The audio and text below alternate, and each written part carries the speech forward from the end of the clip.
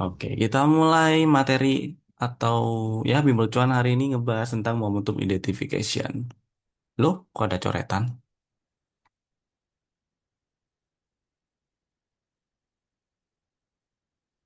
Clear all. Sip. Nah, jadi kurang lebih nanti kita akan bahas cara sederhana, cara gampang identifikasi momentum di dalam tren gitu ya. Sebelumnya, kenalan dulu buat yang belum kenal. Nama saya Evan dan sehari-hari saya ngantor di kantor Cuan Community. Kantornya ada di Jakarta Barat, tepatnya di apa namanya? Komplek apartemen Century City Residence gitu ya. Jalan dan Mogot, daerah dekat Indosiar gitu itulah. Dan Cuan Community ini bekerja sama atau bagian dari Pintraku Sekuritas. Jadi buat Bapak Ibu yang udah hadir terus belum punya rekening Pintraku Sekuritas dan berminat, silahkan buka rekening di Pintraku Sekuritas.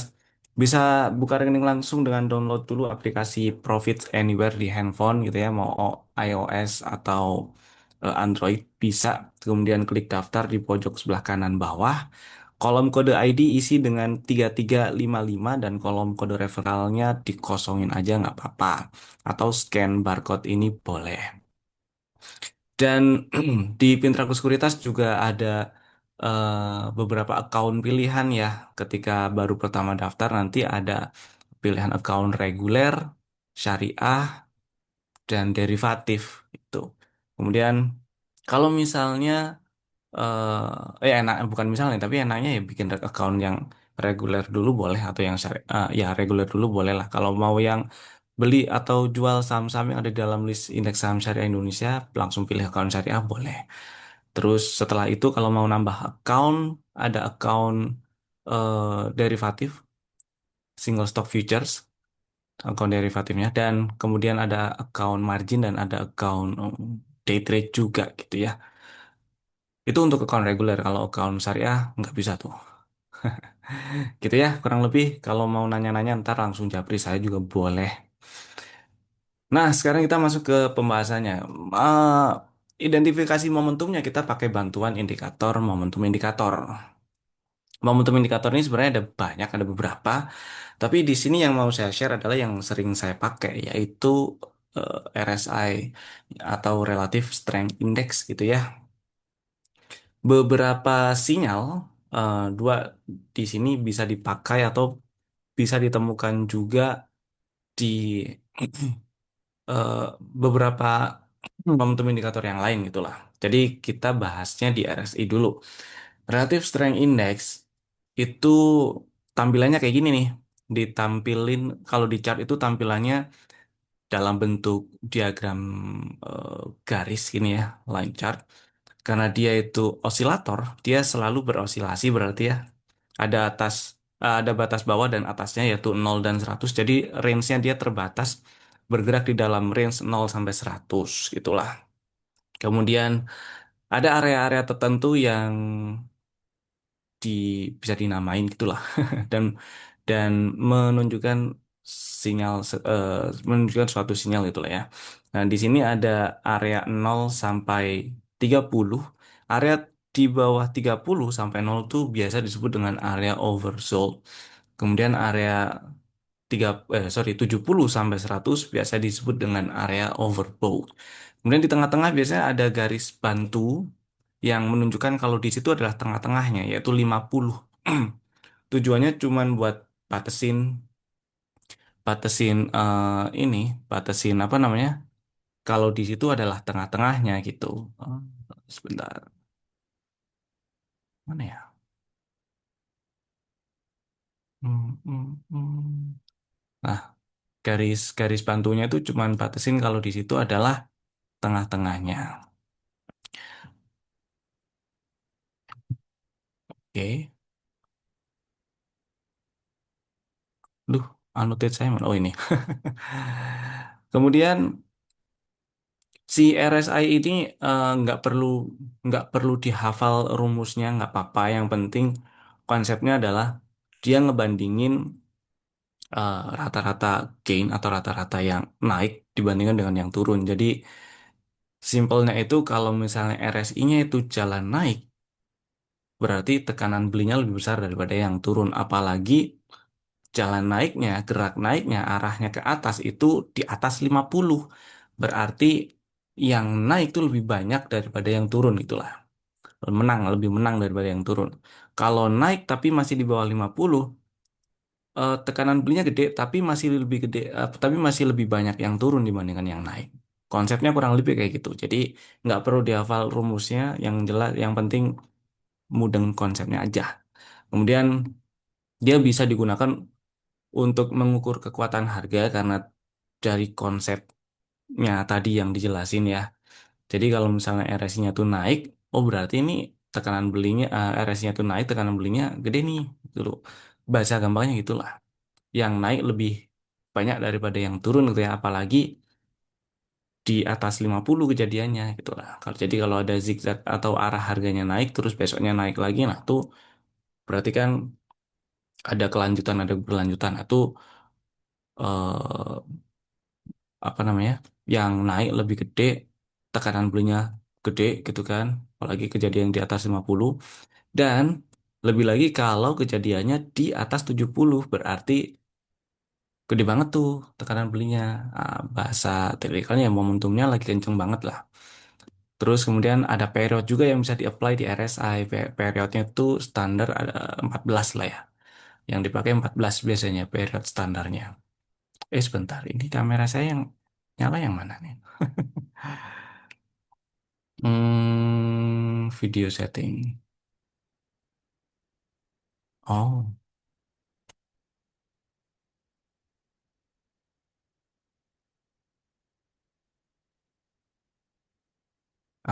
ini nih, pakai yang ini aja. Sip, oke ya. Lanjut, sebaliknya kalau ternyata dia turun sampai masuk ke bawah 30 berarti momentum turunnya selama period yang di-apply itu lagi kenceng banget. Jadi kalau ada nemuin kondisi kayak gini nih, jangan sekali-kali di counter gitu ya. RSI-nya lagi di bawah 30 misalnya, mumpung di area oversold gitu ya, dibeli itu sebenarnya strategi yang kurang tepat karena itu bukan sinyal sinyal oversold. Apalagi sebaliknya juga berlaku ketika RSI di area 70 sampai 100 di area overbought bukan sinyal atau bukan waktunya untuk jualan gitu ya. Apalagi short sell buat yang mungkin di gold, forex atau komoditi gitu. Karena itu berarti momentum naiknya lagi gede dan itu bukan sinyal overbought itulah ya. Kemudian fungsi berikutnya ya itu tadi cari tahu sinyal overbought dan oversold. Kapan sinyal overbought dan oversold itu muncul ntar kita jelasin di bawah dan berikutnya juga bisa dipakai buat cari tahu divergent sinyal. Ini sinyal pelemahan tren gitu ya. Jadi hati-hati kalau udah mulai muncul divergent sinyal berarti misal naik nih harga cenderung naik kemudian muncul sinyal-sinyal bearish divergence gitu ya.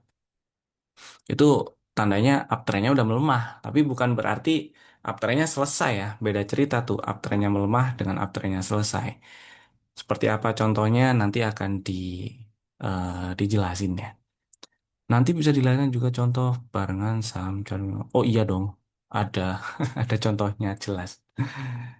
Ada Pak, tenang. Selamat pagi, selamat datang. Lanjut ya. Hmm? Oh, nah ini dia. Ini dia yang sinyal pertama yang kenapa ini saya bahas pertama sinyalnya karena ini satu sinyal yang masih banyak disalah apa ya salah gunakan gitu. Penggunaannya masih masih banyak yang kurang tepat gitu ya. Sinyal overbought itu bukan waktu RSI-nya di atas 70 ya, bukan waktu RSI-nya ada di area overbought. Sinyal overbought itu muncul atau sinyal overbought itu jadi sinyal overflow. Ah, sorry, ini gambar saya kebalik nih. Mumpung pisahkan mana pisahkan. Sebentar.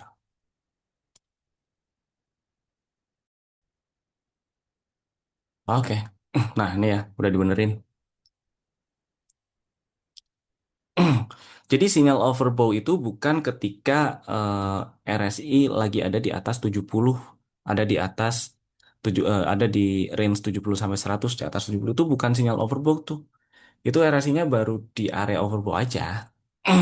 Sinyal overflow-nya itu ketika si RSI turun ke bawah 70 gitu ya. Itu baru sinyal overflow. Jadi ketika RSI-nya ada di atas 70 tuh sama sekali bukan sinyal jualan. Hati-hati kalau ketemu kayak yang kayak gitu karena kita akan sering kali nemuin di kondisi market yang lagi bullish gitu ya. RSI-nya sering banget masuk ke ke area overbought dan betah di situ nggak turun-turun, nggak keluar-keluar dari area itu. Contoh yang lagi bullishnya kebangetan sih apa ya? Bumi, bumi. Nah, ini masuk area overbought tuh, ya. Kalau kalau saya kasih bar replay biar lebih jelas konteksnya. Oke, tak hapus semua. Kemudian, ini apa nih? Oke, sip, aman. Misal harga kayak gini nih, udah asumsikan udah punya barang gitu ya, ya anggap aja beli di 110 misal. Terus, wih, ini naik nih. RSI lagi ada di area overbought. Sinyal jual nih. Nah, itu bukan ya. Ini ketika RSI lagi nyemplung atau masuk area overbought naik ke atas 70 itu bukan sinyal sama sekali bukan sinyal jual. Itu artinya selama ini kan periodenya 14 nih ya. Berarti selama 14 hari terakhir ini momentum naiknya tuh kenceng banget. Momentum naiknya kenceng banget. Yang perlu diperhatikan adalah pertama atau yang perlu dilakukan adalah pertama pasang trailing stop jelas karena nggak menutup kemungkinan ketika ternyata harga bergerak nggak sesuai keinginan kita balik arah gitu ya, ya harus diamankan dong, gitu ya. Kan konyol, misal punya modal 110 terus misal nih harga balik ke 120 atau bahkan ke bawah 120 tapi masih ada barang nggak dijual. Padahal tujuan belinya cuma buat trading, ya itu konyol. Nah, ini bukan sinyal jual karena ketika harga lanjut naik gitu ya, masih lanjut naik, market bullish, trennya lagi bullish, trennya naik gitu, lagi bullish, trennya naik, harga lanjut naik, RSI akan tetap di area overbought, akan tetap di atas 70 bahkan bisa lebih tinggi gitu ya. Dia 83 yang tadi di 79 kan, sekarang 83 lebih tinggi. Belum ada sinyal overbought di sini dan belum ada sinyal jualan. Ini konteksnya sinyal yang diberikan oleh si RSI ya. Nah, ini ada neku ke bawah nih RSI-nya. Bisa dibilang ini ada pelemahan momentum nggak? Iya bener, ada memang. Tapi nggak signifikan. Kenapa nggak signifikan? Karena masih di atas 70, masih di area overbought. Nah, ini naik lagi. Ini, dia naik nih. Closingnya bahkan lebih tinggi ya. Kalau bingung closing mana closing lebih tinggi dari sebelumnya, kelihatannya kayak gimana atau taunya dari mana, ganti gambarnya ke line chart. Nih zigzagnya bikin higher-higher. Tapi RSI-nya nggak bikin high yang lebih tinggi nih. Memang ketika dia ada di eh, atas nih, apalagi di atas 70 gitu ya, akan semakin sulit bikin high baru si RSI-nya. Kecuali momentumnya benar-benar kenceng, akan bikin high baru dia. Nextnya mana nih? Tuh. Artinya momentum naik yang barusan tuh nggak sekenceng waktu awal pertama masuk tuh ya. Beda kan ya kalau dilihat dari eh, candlenya juga gede kan, body candlenya juga beda nih. Ini candlenya gede-gede, gendut-gendut nih. Yang muncul yang nanjak terakhir tuh candlenya nggak gede gitu. Tapi masih eh atau udah ada sinyal jual belum? Belum ada sinyal jual. Kalau RSI-nya mulai cembung dan sudah di atas 70, apakah seperti itu ada tendensi overbought? Mulai cembung tuh maksudnya mulai melengkung ke bawah ya. Ada tendensi iya. Ada satu sinyal namanya sinyal eh failure swing di RSI. Ketika si RSI itu gagal bikin zigzag akhirnya higher low. Nah, idealnya RSI itu geraknya akan ini di konteks yang trennya oke gitu ya, trennya bagus dan momentumnya juga oke, maka gerak zigzag RSI ini akan senada dengan si harga. Kalau harga bikin higher high, higher low, RSI juga akan bikin higher high dan higher low. Sebaliknya kalau bikin lower high dan lower low, RSI-nya juga akan bikin lower high, lower low. Tapi ada satu kondisi ketika harga masih bikin higher high, higher low nih, ya kan masih bikin higher high, higher low nih di line chartnya gitu. Kemudian di sini RSI-nya sudah bikin lower lower high dan lower low. Ini namanya sinyal failure swing. Dan itu masuk salah satu sinyal sell, tapi kejadiannya kalau di atas 70, apa ya, lebih lemah gitulah sinyal selnya gitu ya. Jadi kalau misalnya, ada sinyal sell nih, khawatir mau TP-TP sebagian dulu, boleh nggak? Boleh, nggak masalah, nggak apa-apa. Gitu. Kemudian, next. Ah, ternyata dia masih lanjut naik, gitu kan? Masih lanjut naik. Ya, memang karena masih di area overbought, bukan sinyal overbought. Kapan sinyal overbought-nya? Ini sinyal overbought nih. Ini sinyal overbought. Ketika si RSI-nya turun ke bawah 70. Awalnya kan gini nih ya. Awalnya gini nih. Nah, perlu diperhatikan juga si zigzag RSI-nya. Dari yang tadinya itu higher high, higher low gitu kan. Artinya momentum waktu dia naik kan bagus nih ya. Masih oke tuh, masih bagus. Tapi sampai di sini dulu, harga masih, kalau candlenya masih higher high, higher low. Cuman ini harga di candle terakhir atau candle terakhirnya udah mulai merah nih ya, udah mulai tutup melemah kan.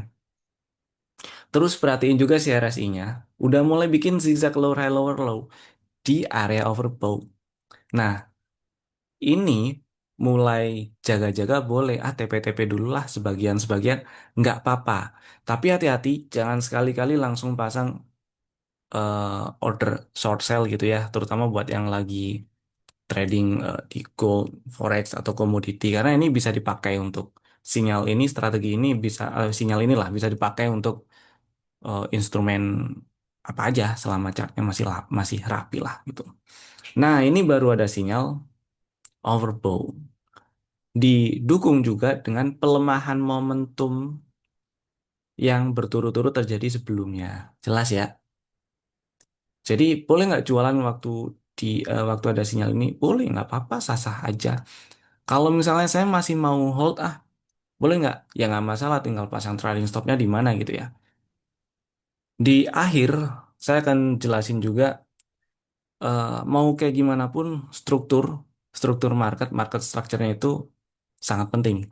Jadi materi yang kemarin itu penting tuh. Kalau misalnya kemarin belum apa namanya nggak datang gitu ya di dua Sabtu yang lalu, waktu kita bahas market structure, tonton di YouTube boleh, judulnya apa ya, Trend Following Trading Strategy kalau nggak salah, itu ada bahasan market structure-nya juga yang tren minor kemudian tren minornya bisa bikin atau bisa menghasilkan tren yang lebih gede gitu loh.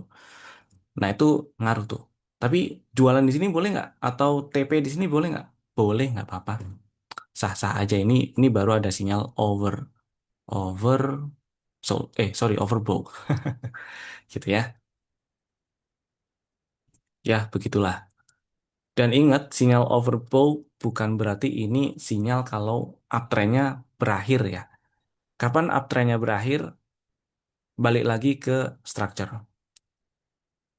Hmm, oh ya, Q&A yang langsung berhubungan dengan materi yang lagi saya jelasin akan langsung saya bahas. Tapi kalau misal agak lompat, ya bahas belakangan ya. Waktu ideal untuk period ya. Kalau period saya pakai 14 lah yang standar aja gitu. Ada yang pakai period 7 juga ada untuk cari movement yang lebih cepat gitu. Cuman saya lebih nyaman yang 14 gitu. Faktor kebiasaan itu bisa juga 14 atau 15. 14 sih yang sering. Untuk time frame kecil 15 menit 1 jam, apakah masih worth it? Masih bisa dipakai.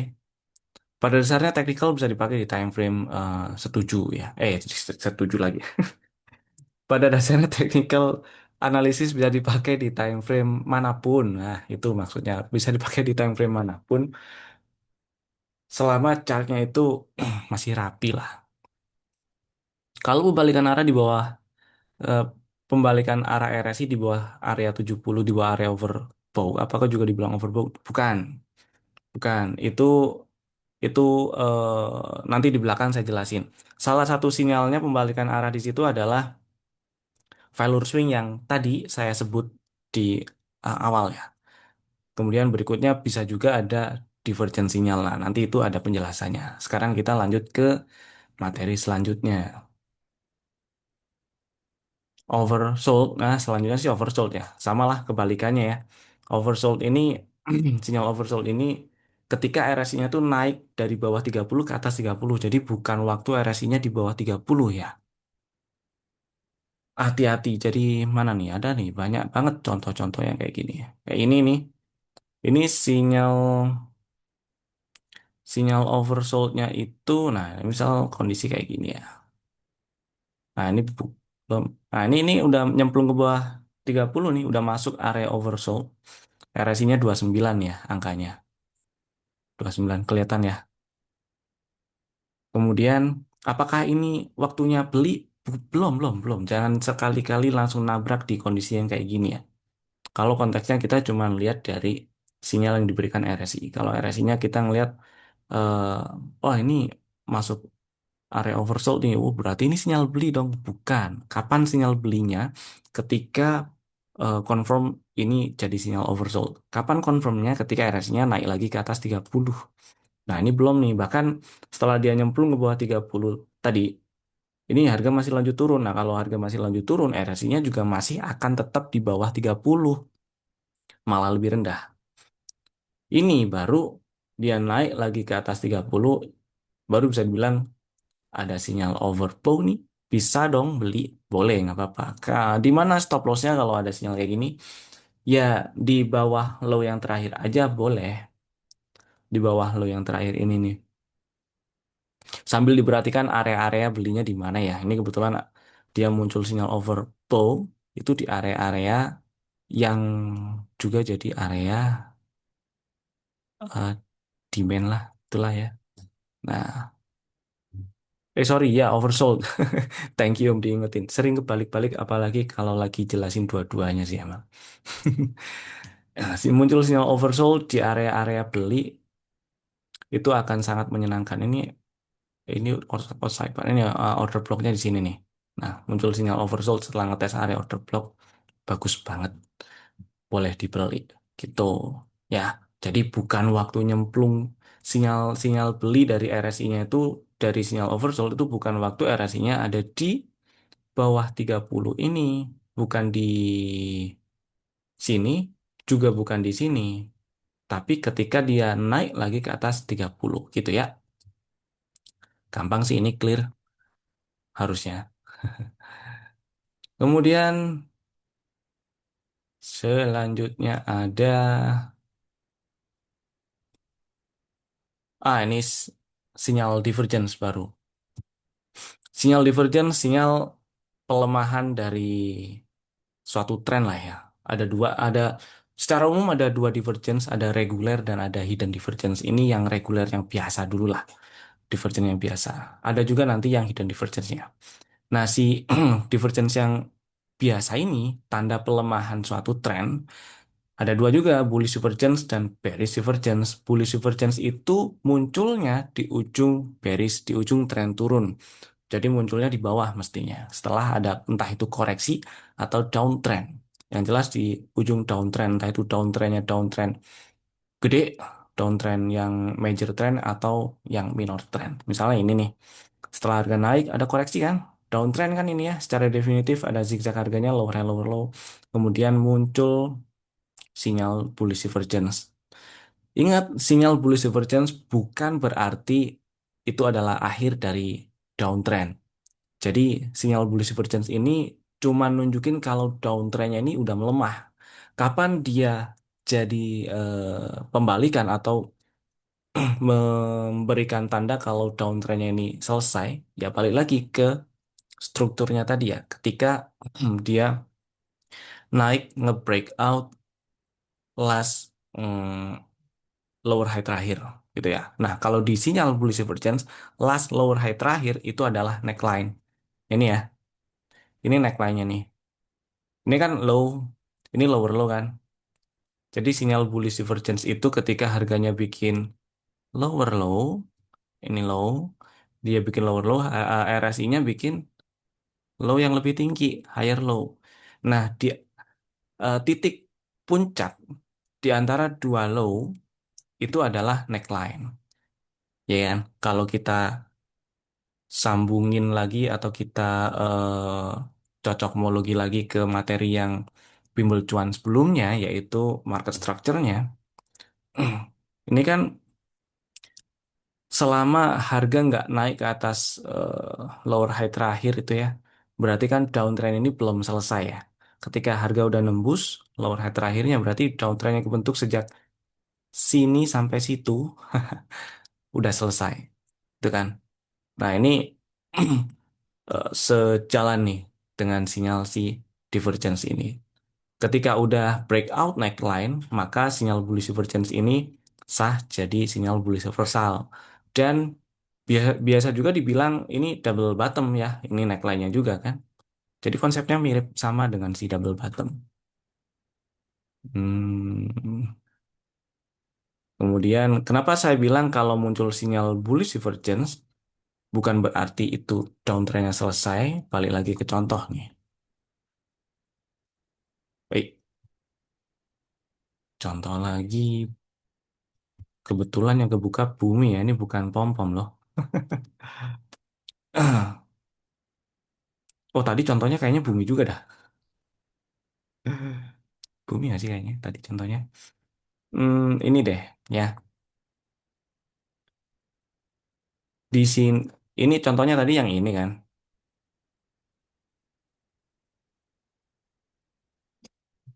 Nah, sampai sini dulu. Dari sini dulu. Oh, bukan bumi kayaknya tadi beda kelakuannya. Ini kan zigzag harga lower high lower low nih ya, downtrend lah.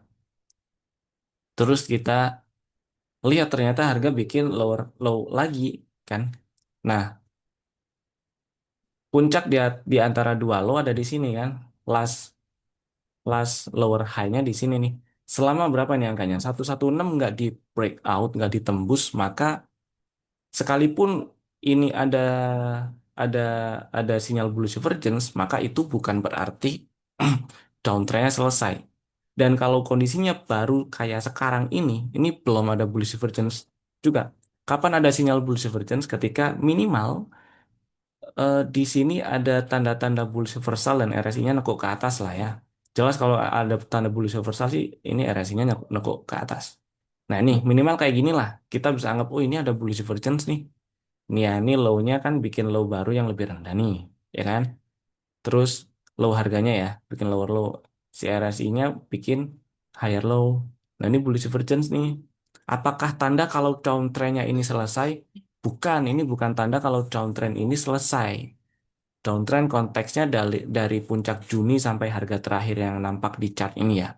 Nah, kapan downtrendnya selesai? Ketika dia breakout last lower high terakhir. Ya, last lower high inilah. Ya, atau kalau di sinyal divergence konsepnya ini adalah neckline namanya. Ketika dia breakout 116, maka bisa dibilang ini downtrendnya selesai. Double bottom juga, itu kan? Jadi satu konsep sebenarnya, konsepnya sama. Nama-namanya aja yang beda. Jadi nggak usah. Kalau misalnya saya nggak tahu nama-nama pola chart, pola grafik, saya nggak tahu nama-nama pola candle, nggak apa-apa. Yang penting tahu konsepnya, market structure itu dulu dipahamin. Konsepnya sama kok, nggak akan nggak akan berlawan. Kalau berlawanan pasti ada salah satu yang salah, gitu. Nah, next. Ini tanda kalau si downtrendnya melemah ya, bukan downtrendnya berakhir. Nah, meskipun bukan meskipun sih. Ya, ini downtrendnya dia udah nembus nembus last lower high kan berarti ya bisa dibilang downtrend minor ini selesai gitu. Dilanjut nggak? Tapi kalau ternyata dia breakdown lagi, ya udah lah ya. Ya udah lain maksudnya ya lanjut downtrend lagi karena tadi dia sama sekali nggak tutup lebih tinggi bahkan dari highest close atau bahkan dari ya highest close dari eh, swing high lower high terakhir ini nih. Sideways, nah nembus lagi. Ini nih baru sah breakout. Tapi setidaknya kalau kita balik lagi ke konsep apa namanya market structure-nya, ketika di sini kan udah ini ya, udah kasih tanda kalau wah downtrendnya udahan nih kayaknya. Oke lah, ini ada bullish divergence, downtrendnya ini koreksi dari uptrend yang udah kebentuk tadinya gitu misalnya ya.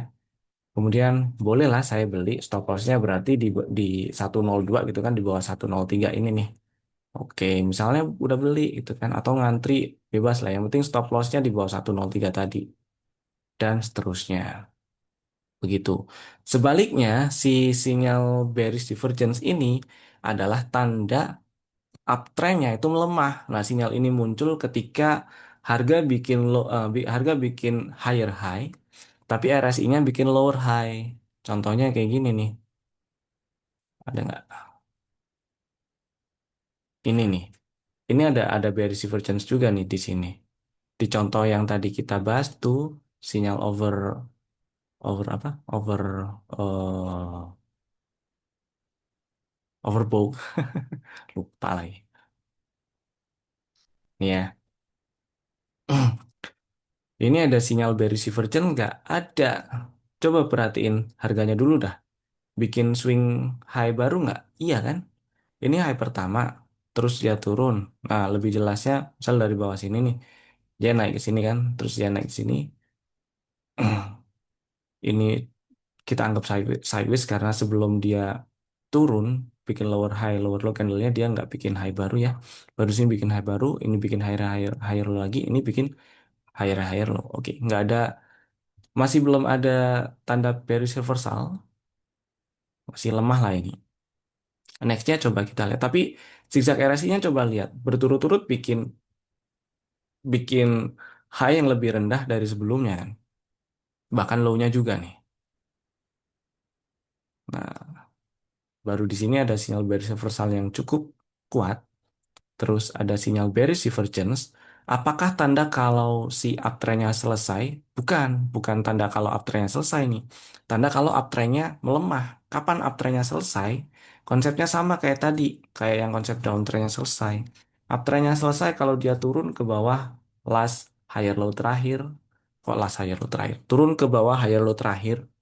Inilah ya. Berarti ini neckline divergence-nya. Breakdown 141, uptrendnya selesai. Berarti kalau misalnya nih, lagi ada barang, misal punya barang di 110 kayak yang tadi contoh pertama ya. Terus, ini RSI udah di area overbought, tapi belum ada sinyal pembalikan arah dari candlenya juga gitu ya, price action-nya gitu. Tapi si RSI-nya udah mulai nunjukin tanda pelemahan momentum nih. Si high-nya udah mulai makin rendah, padahal high di harga makin tinggi. TP-TP dulu boleh kali, boleh, atau setidaknya minimal pasang trailing stop lah. Seminimal-minimalnya pasang trailing stop dulu, gitu. Terus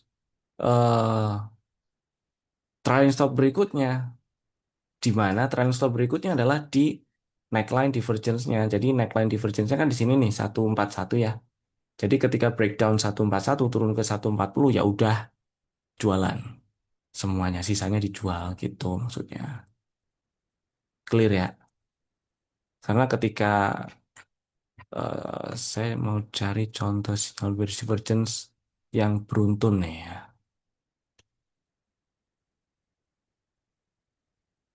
Di saham apa ya kemarin ya? Coba auto kali. Auto kayaknya bukan dah.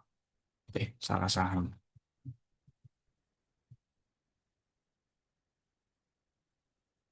Bukan. Ah, ini juga ada sinyal bearish divergence nih. Sinyal bearish divergence-nya di mana di sini nih ya. Ini harga bikin high baru pertama gini nih ya. Terus di sini RSI-nya bikin low-nya lebih rendah, ya kan? Ingat, ini bukan tanda kalau trennya selesai ya. Trennya selesai, uptrendnya selesai maksudnya. Uptrendnya selesai kalau breakdown higher low terakhir kan. Higher low terakhir ada di 2280. Dia nggak di breakdown, berarti uptrendnya nggak selesai. Itu ya, uptrendnya atau belum selesai. Jadi, boleh beli nggak di sini? Sebenarnya boleh. Ada nanti sinyal belinya, ada nanti sinyal nama sinyal sama-sama sinyal divergence tapi beda beda hidden divergence. Entar lagi. Nah, ketika dia muncul sinyal divergence yang menunjukkan kalau uptrendnya ini udah ada pelemahan gitu ya. Tapi uptrendnya belum selesai, maka masih ada peluang untuk naik lagi. Masih ada peluang untuk dia naik nembus ke atas high yang sebelumnya. Begitu. Ya, clear lah harusnya ini ya. Masih sederhana. Kalau misalnya bingung, boleh nanti diulang di rekaman di YouTube. Nah, selanjutnya, ini yang agak-agak tricky biasanya, hidden divergence. Ada dua juga, ada bullish divergence dan, bullish hidden divergence dan bearish hidden divergence. Bullish, bullish hidden divergence ini tanda kalau uptrendnya belum selesai. Dan kadang juga muncul setelah sinyal bearish divergence. Jadi urut-urutannya tuh ya, biasanya tuh sinyal munculnya itu ketika ada saham yang naik tuh, ketika ada saham naik kayak gini nih, mari lihat urut-urutannya sampai sinilah ya, start new sorry, sampai sinilah. Jadi urut-urutannya, pertama biasanya itu ini konteksnya ini konteksnya di harga yang lagi uptrend, kemudian RSI udah naik nyampe ke area overbought ya, atau naik ke atas 70. Biasanya urut-urutannya itu ada sinyal oversold, overbought dulu. Artinya RSI-nya turun ke bawah 70 dulu. Kemudian kemudian dia kalau oh ya, saya tadi lupa sebut sinyal udah kali ya, udah disebut ya. Sinyal overbought itu bukan tanda kalau uptrendnya selesai juga kan. Setelah muncul sinyal overbought, harga lanjut naik, bikin high baru. Ini bikin high baru kan ya. Itu muncul sinyal bearish divergence ini. Kemudian setelah muncul bearish divergence, tapi trennya masih uptrendnya masih belum selesai, maka dia akan muncul sinyal hidden bullish divergence. Nah, hidden bullish divergence itu muncul ketika harga bikin swing higher low. Jadi yang diperhatiin low-nya nih. Bullish divergence berarti harga lagi uptrend, harga lagi bikin swing higher low, tapi RSI-nya bikin swing lower low. Kalau bingung ini konteksnya. Harga bikin swing higher low minimal sama. Minimal sama boleh kalau di saham karena ada fraksi harga ya. Kalau di gold atau komoditi atau forex jarang tuh yang harganya benar-benar sama. Nah, kayak gini nih. Harga harga nggak bikin lower low, nggak bikin low yang lebih rendah daripada swing low sebelumnya, tapi si RSI-nya, nah ini lebih rendah nih. Ini kalau tak gedein kelihatan. Ya, ini sebelumnya dia ditembus lebih rendah kan? Berarti di sini kalau kita gambar si RSI-nya arahnya ke bawah, agak ke bawah sini,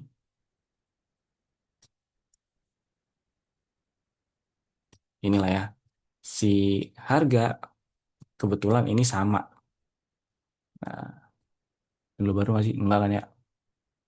Low di 228, 228 sama nih gak bikin low baru. Oke, sip.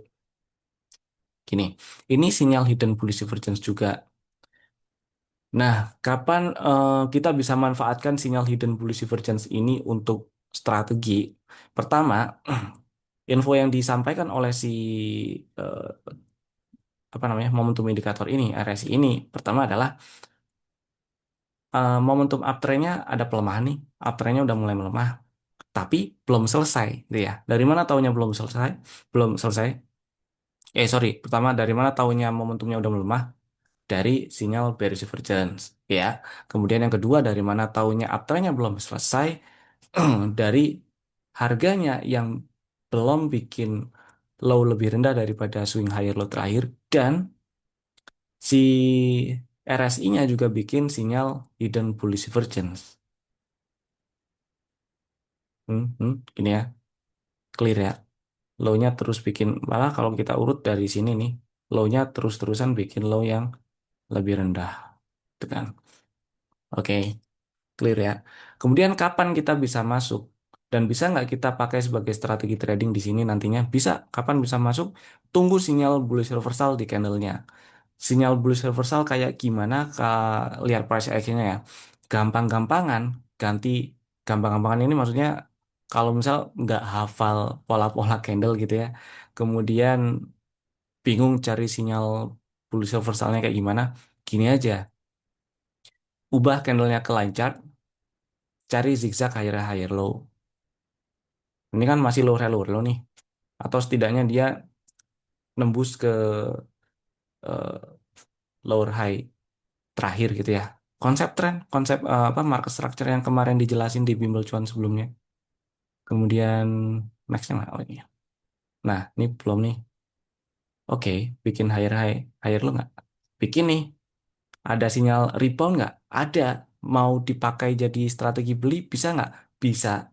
Boleh. Mau beli boleh. Stop lossnya di mana ya? Stop lossnya kalau turun dan tutup boleh lah. Turun ke bawah 2280. Jadi let's say kita buy di sini. Di oke sini. Oh, stop loss berarti 2270 lah ya. Atau kasih toleransi dikit boleh lah. Sini. Kemudian targetnya di berapa? Nah, ketika muncul sinyal hidden bullish divergence dan kita tahu berarti uptrendnya belum selesai, maka namanya uptrend belum selesai kan berarti ada peluang dia untuk bikin high baru ya. Bikin high baru itu maksudnya adalah nembus ke atas swing high sebelumnya. Swing high sebelumnya ada di 2530.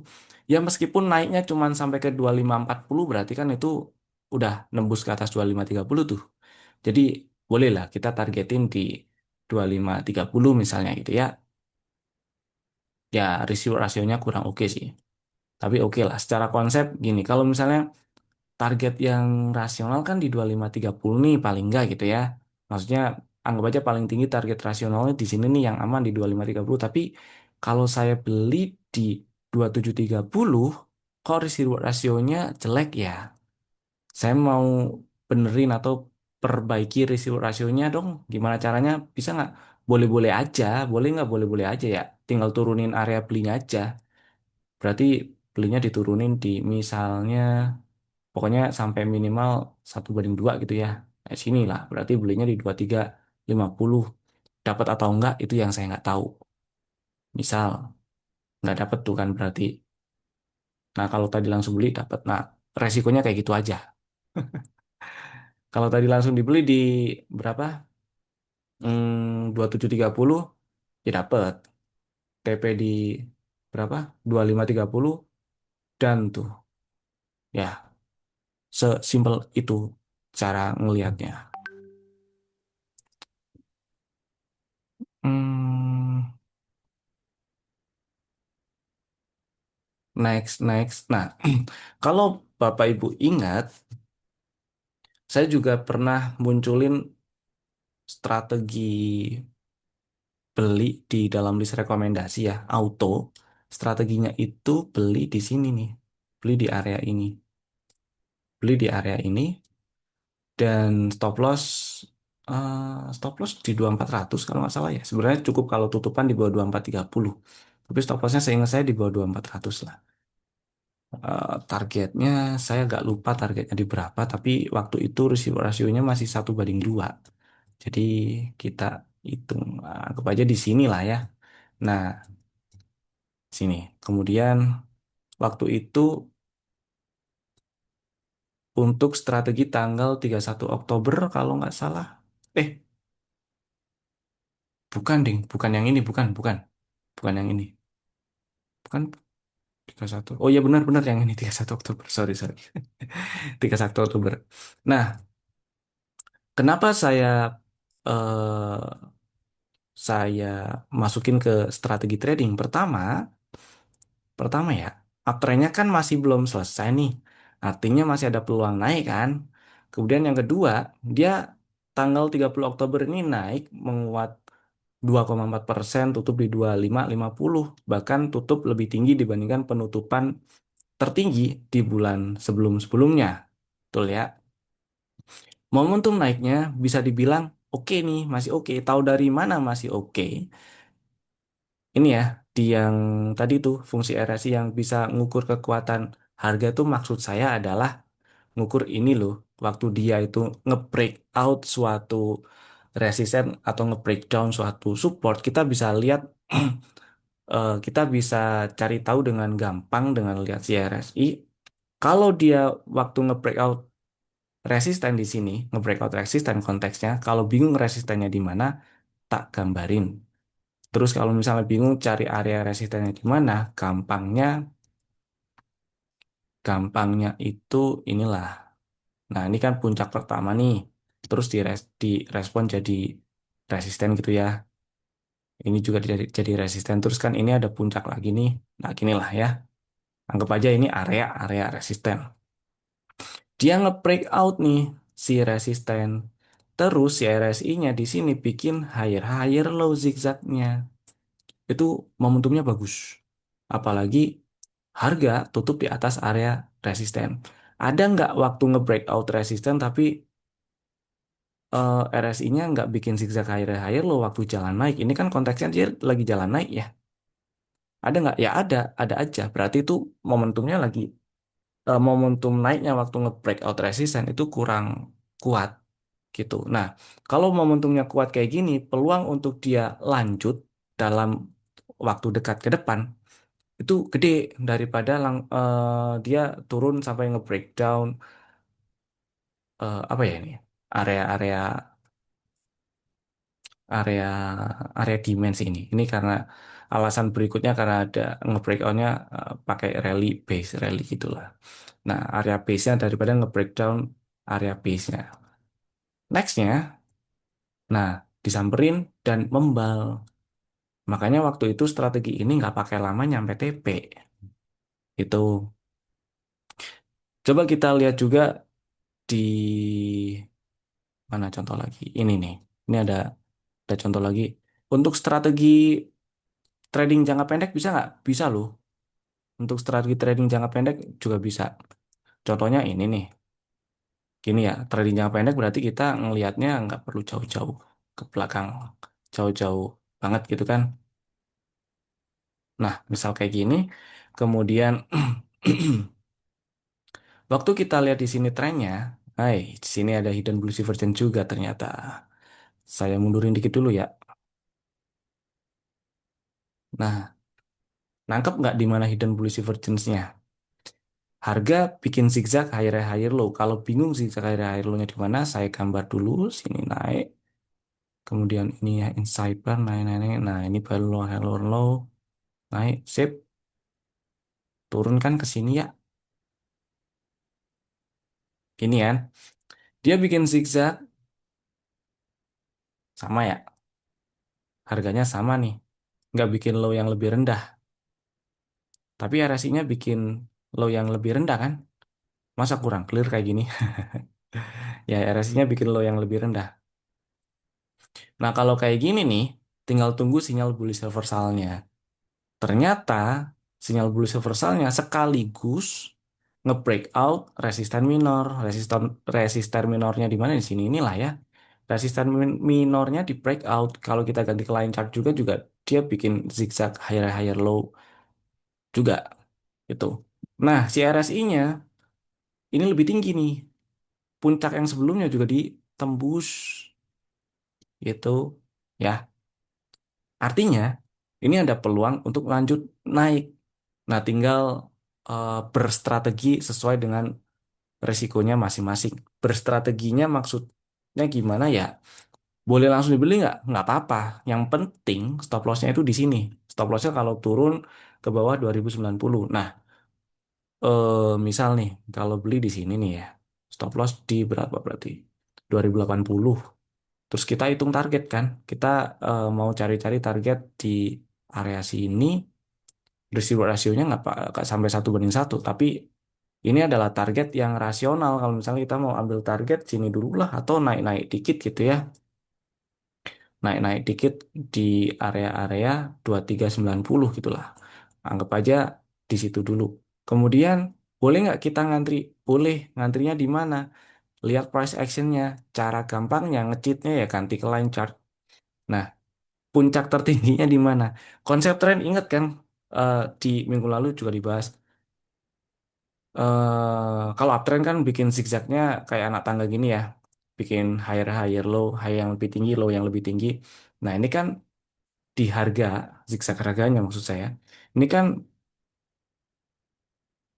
nah sini ya, ini adalah high sebelumnya, higher high sebelumnya, sebelum dia ditembus, gitu kan. Bikin high di sini, kemudian dia turun, bikin high di sini dan direspon jadi resisten ya. Kemudian dia turun dan di breakout. Level yang tadinya direspon jadi resisten, kemudian di breakout, memungkinkan jadi support. Teorinya kan gitu ya. Dan itu bisa dipakai. Jadi kalau mau ngantri, ngantri di sini tuh boleh, gitu loh maksudnya. Nah, ngantri di sini nih, di berapa? 2150. Nah, baru rasionya bagus tuh. Begitu ceritanya. Dapat floating minus. Kena stop loss nggak? Belum. Boleh di hold? Ya boleh. Nah, ini juga ada sinyal calon hidden bullish divergence. Dari mana taunya? Ini RSI bikin low yang lebih rendah kan, tapi harga enggak loh. Low-nya harga masih lebih tinggi kan. Kalau lebih rendah pasti udah kena cut loss. Udah mulai nekuk nih. Nah, yang kayak gini, misal buat yang belum punya barang mau beli, boleh nggak? Ya masih boleh. Malah ini ada tanda-tanda balik kan. Ada hidden blue divergence. Ada peluang dia nembus ke atas high ini lagi. Hah? Nembus tuh. Setidaknya kalau misalnya kita ambil sinyal terakhir dari hidden blue divergence yang muncul ini ya, beli untuk trading pendek-pendek gitu kan.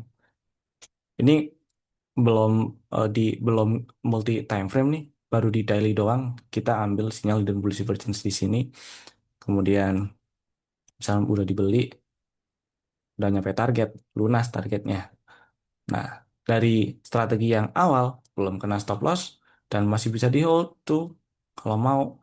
Ya kalau udah kayak gini stop lossnya bisa dinaikin nggak? Bisa, bisa diubah nggak, bisa dinaikin di sini karena selama dia nggak turun ke bawah 2110 ya harga masih ke atas kan gitu. Ini ada bearish divergence juga kalau ini nekuk ke bawah nih si RSI-nya. Belum nekuk ke bawah nih ya RSI-nya ya, berarti belum ada bearish divergence. Nah, ini ada potensi bikin bearish divergence di sini. Ini kan hanya bikin high yang lebih tinggi harganya ya, RSI-nya bikin yang lebih rendah. Nah, ini regular bearish divergence. Melemah nih uptrendnya, tapi selama dia nggak breakdown 2110, ya masih aman. Kalau udah punya barang mau di hold ya boleh gitu. Tuh lunas. Dah gitu caranya.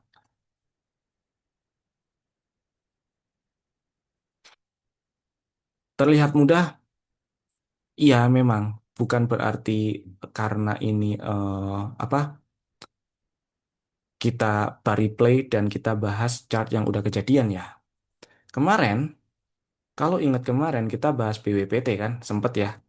Kita sempet bahas BWPT dan sore-sore sempet di-spill ini oke nih. Beberapa kali, beberapa hari ketika bahas BWPT, saya bilang BWPT ada peluang nembus ke atas 179. Alasannya karena ini ada sinyal hidden blue divergence juga yang menunjukkan atau memperkuat kalau uptrend ini belum selesai gitu loh. uptrend ini selesai, ini kan uptrend ya. Uptrend ini kan selesai kalau dia turun ke bawah 126 tuh. Higher low terakhirnya kan di sini nih 126. Kemudian ternyata dia koreksi sampai bikin RSI-nya bikin low yang lebih rendah. Nih, tuh kan, bikin lower low ya. Jadi memperkuat memperkuat fakta kalau si uptrend ini belum selesai. Kapan selesainya? Balik lagi ya kalau breakdown 126. Jadi boleh nggak dibeli? Boleh, jawabannya boleh. Terus stop lossnya di mana? Ketika harga masih misal masih di area sini ya harganya ya. Boleh nggak beli? Boleh. Stop lossnya ya di bawah 126 dong. Gitu ya. Tapi jelas risk reward rasionya jelek. Balik lagi kalau mau memperkecil cara gampangnya kan tadi sini nih. Stop loss 125 oke lah. Nah, target kan yang masuk akal 179 ya. Konteksnya nih nggak tahu nih bakal nembus ke atas 180 atau enggak gitu kan. Peluang untuk nembus 179 ada, tapi nembus ke atas 180 enggak tahu. Jadi ya kalau ketemu yang kayak gini lebih amannya ya sementok-mentoknya targetnya di pucuk yang sebelumnya aja nggak apa-apa. Belum tentu juga antrian kita disamperin soalnya kalau misalnya pasang di 180 gitu. Kemudian risiko rasionya kan jelek nih, bukan jelek sih, kurang oke menurut saya ya.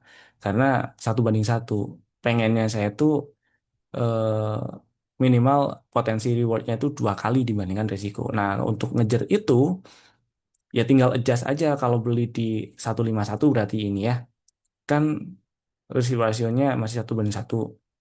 Berarti cari aja tuh belinya apa sampai risiko rasionya dua 2 kali minimal ya ngantri 143 lah kali-kali dikasih gitu kan kalau nggak dikasih ya kita lihat intraday buat fast trade gitu dikasih dikasih selama nggak breakdown 126 ya aman di hold aja itu ya kemudian di ini tanggal berapa nih 24 eh 24 oh, belum oke nah sini sorry saya mau cerita eh, peluangnya mana yang nunjukin peluang makin besar untuk nembus ke atas 179. Nah, ini nih. Kalau inget di room Telegram Cuan Community sore-sore tanggal 27 jam setengah 3 apa ya? Pas setengah 4. Itu ada di spill boleh nih kalau minat beli BWPT gitu ya buat fast trade. Buat fast trade ya kalau mau diinepin ya pasang stop loss aja yang penting. Itu kan. Kenapa?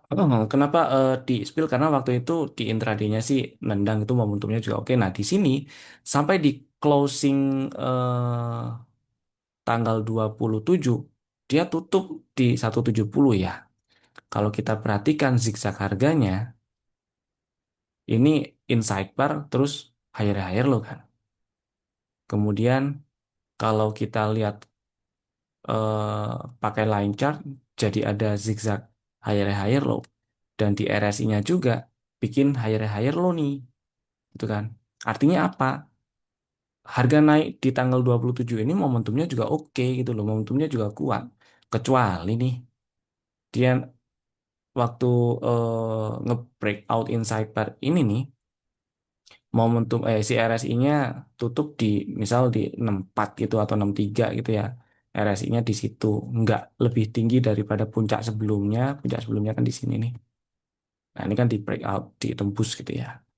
Nah, itu beda cerita. Nah, kalau kayak gini, momentumnya kuat nih. Makin besar peluang dia untuk nembus ke atas 179. Itu ceritanya. Nah, besoknya open gap up, nembus, terus tutupan jadi candle yang shadow atasnya panjang, terus tutup, body candle yang merah karena tutup di bawah open, meninggalkan shadow bawah sedikit.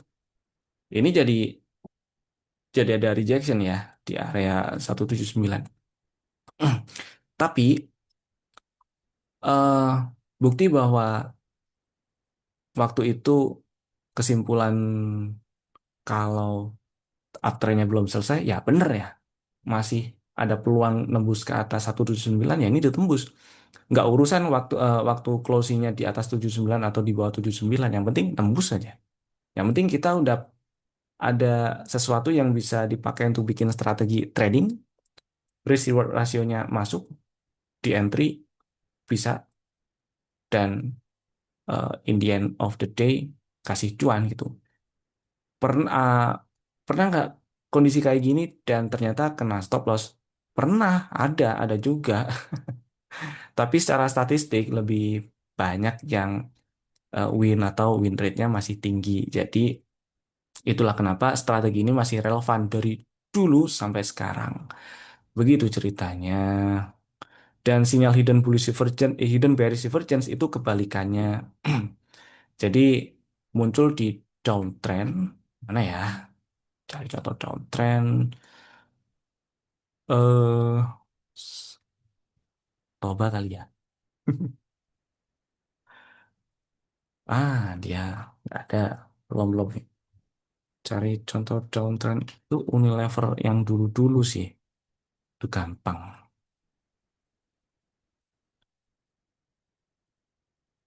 Di ini sih contohnya sama apa ya? Inilah tak gedein aja lah gambarnya, males cari lagi. Kelihatan lah ya. Sorry. Nah, kalau hidden bearish divergence ya kebalikannya lah. Harga masih bikin swing lower low. Oh, Arto ini contohnya. Oke.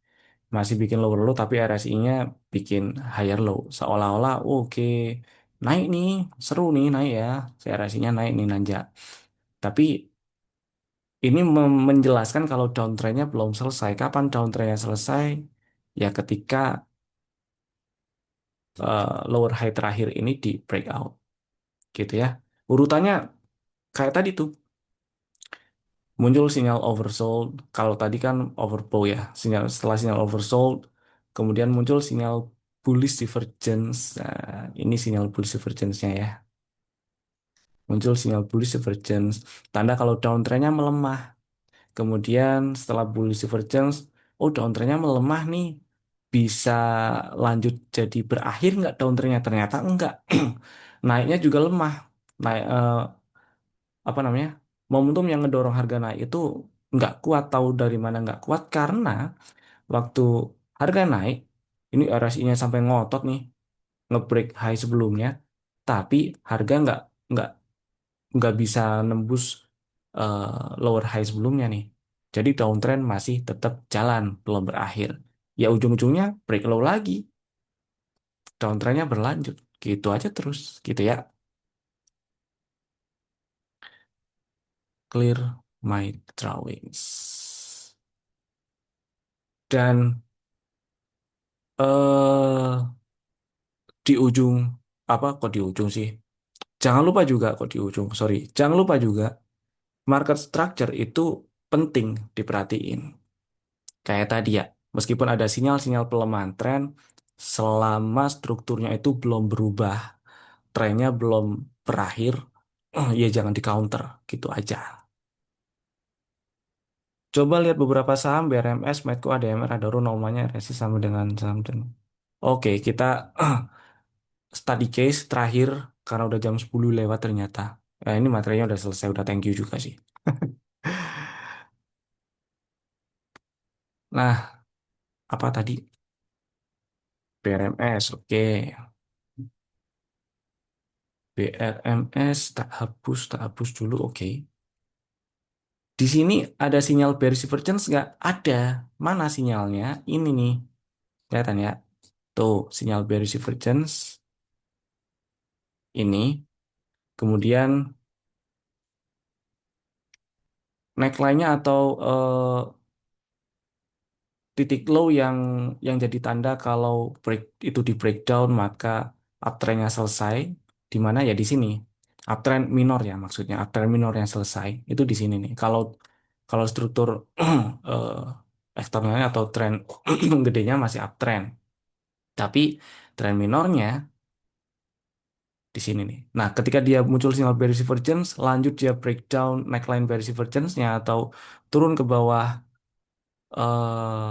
swing apa ini namanya? Higher low terakhir, ya udah uptrend-nya selesai. Dan kalau kalau dilihat ke sekarang ya, ini dia kan harga perjalanan harga dari Oktober 27 sampai sekarang lah. Harga kan naik nih ya. Harga naik kemudian RSI-nya bikin higher high, bari play aja lah, gampang. Kayak gini nih, ini harga naik nih dari hari sebelumnya, tapi kan masih dalam range range inside bar juga dan RSI belum bikin higher high, berarti naiknya ini momentumnya nggak oke gitu lah ya, anggap aja kayak gitu. Nah ini baru oke nih momentumnya, baru oke.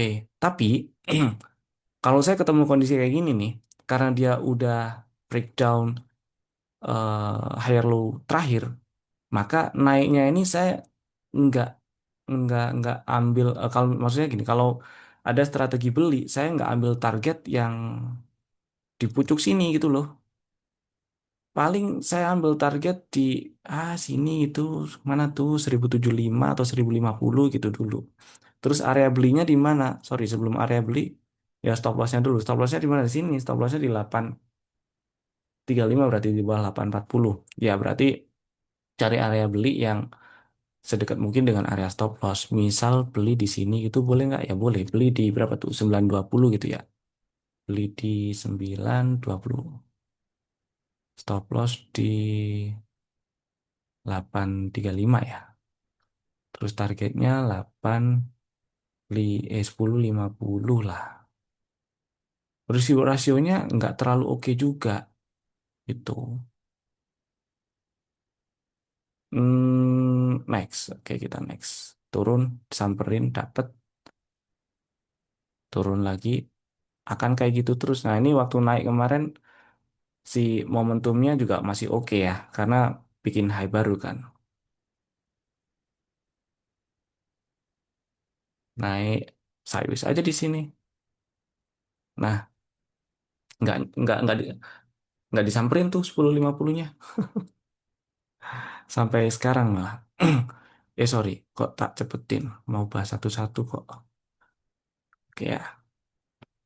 Sampai sini, ini ada tanda pelemahan tren lagi nih.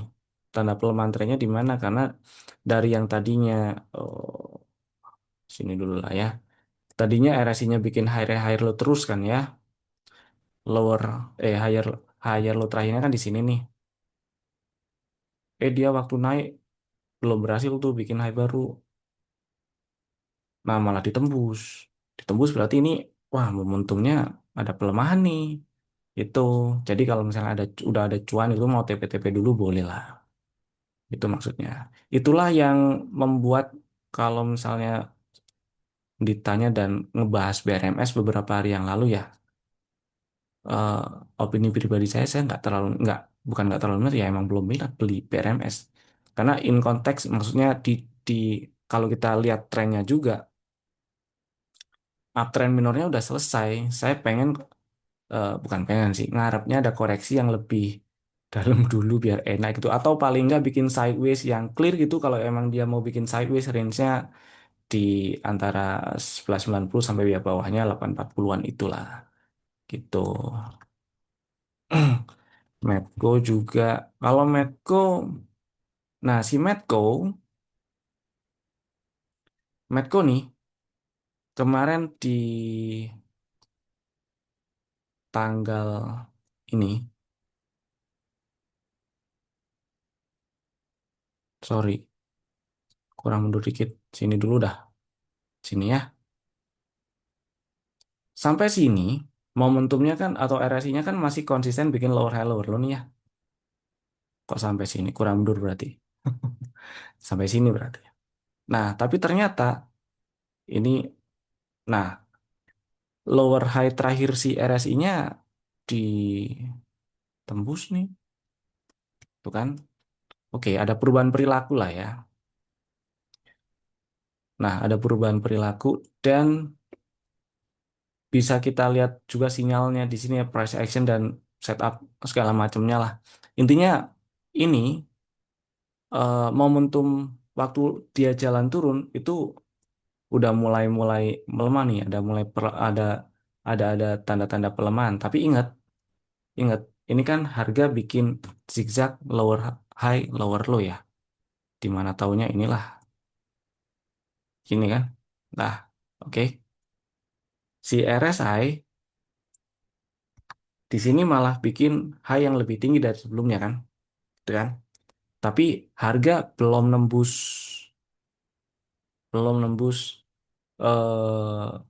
lower high terakhirnya. Maka yang saya tunggu adalah harga nembus lower high terakhirnya dulu, nembus 13.10. Itu sebagai tanda kalau downtrend minor yang kebentuk sejak Oktober sampai ya downtrend jangka pendek inilah dari pendek sampai menengah ya, dari Oktober sampai sekarang itu selesai. Nah, sorry. Di sini karena downtrendnya belum selesai kan ya, meskipun RSI-nya bikin high yang lebih tinggi, harga masih sempat bikin low baru kan, ya, meskipun closing-nya tetap nggak bikin lowest close juga. Jadi zigzagnya dia masih berlanjut ke sini, ya, aduh, sorry. Dan lower high terakhirnya pindah di 12.95. Jadi ketika dia breakout atau nembus ke atas 12.95 berarti si downtrendnya selesai.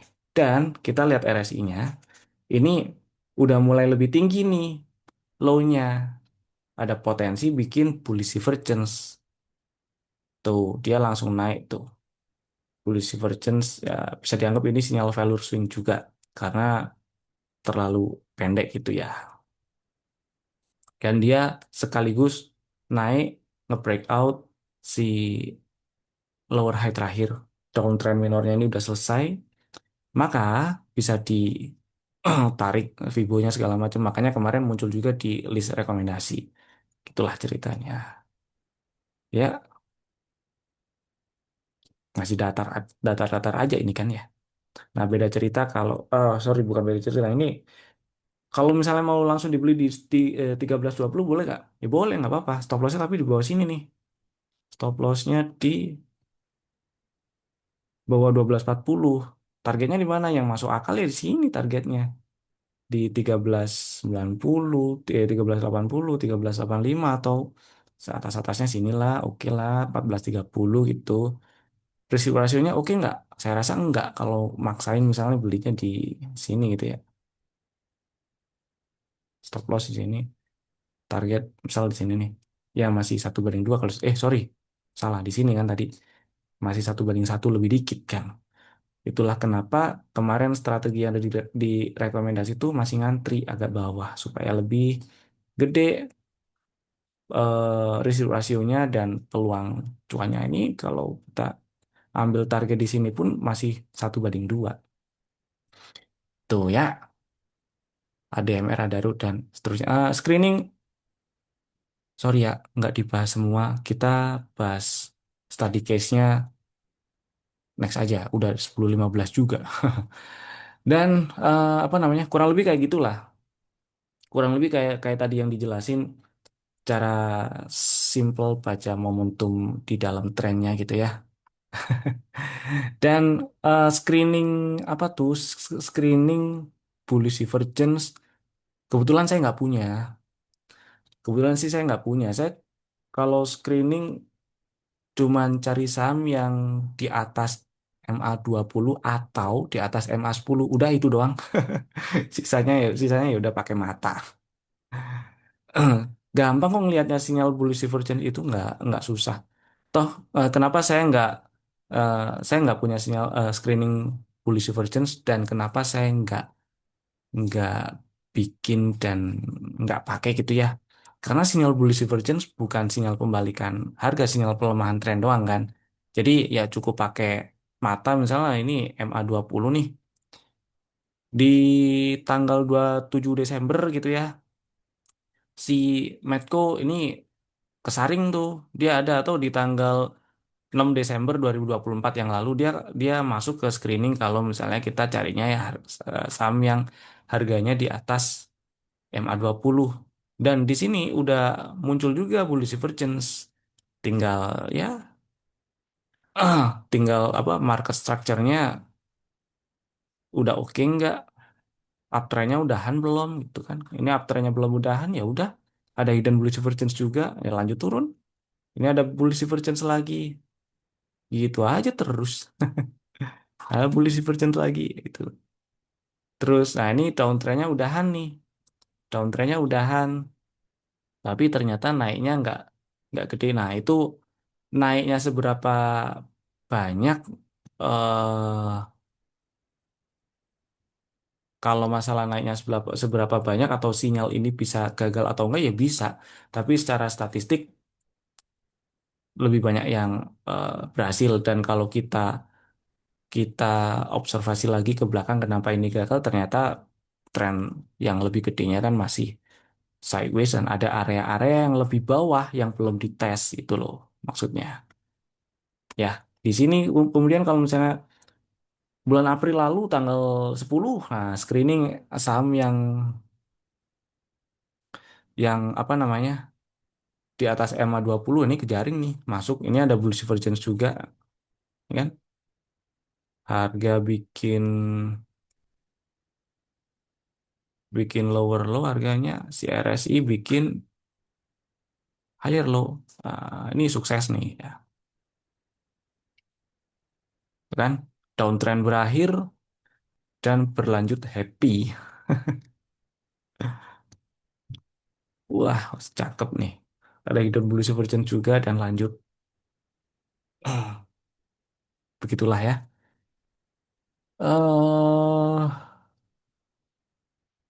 Untuk cari divergence tidak harus selalu di bawah 30 dan di atas 70. Oh iya, betul. Betul. Justru bahkan kalau muncul sinyal bearish divergence di atas 70 itu biasanya kurang kuat dan secara statistik jarang jarang diteruskan jadi pola-pola reversal. Sebaliknya, kalau muncul sinyal bullish divergence yang kedua titiknya itu di bawah 30 jarang diteruskan jadi pola bullish reversal. Gitu sih. Gitu ya. Kurang lebih kayak gitu 10-19. Mohon maaf untuk apa yang saham kita bahas besok waktu live trade gitu boleh lah ya, hari Senin gitulah. Datang aja di live trade Cuan Community di Instagram ada tuh, di Telegram juga ada kalau mau lebih lebih apa responsif karena Instagram tuh delay. Gitu ya. Terima kasih buat yang udah mampir dan materi kita sudah selesai. Kalau misalnya ada pertanyaan lebih lanjut, mungkin lagi open account di Pintraku Sekuritas tapi ada kendala. Nah, boleh WhatsApp saya, ini nomor WhatsApp saya dan juga Telegram. Terus follow juga Instagram Cuan Community, @cuan community di Instagram. YouTube juga kalau yang belum subscribe, boleh subscribe. Buat nonton nanti rekamannya di YouTube nih ada, saya upload di situ. Kemudian TikTok Cuan Community juga ada, @cuan community TikToknya. Terima kasih. Kalau mau nge-review, nanti saya upload di YouTube, tapi nggak buru-buru ya, paling ya malam kayaknya, gitu ya. Terima kasih buat yang udah mampir. Kita ketemu lagi insya Allah 2 pekan lagi gitu ya, bulan Desember lah yang jelas. Saya Evan, sampai jumpa di bimbel cuan berikutnya. Mana kamera? Sini ya. Dadah.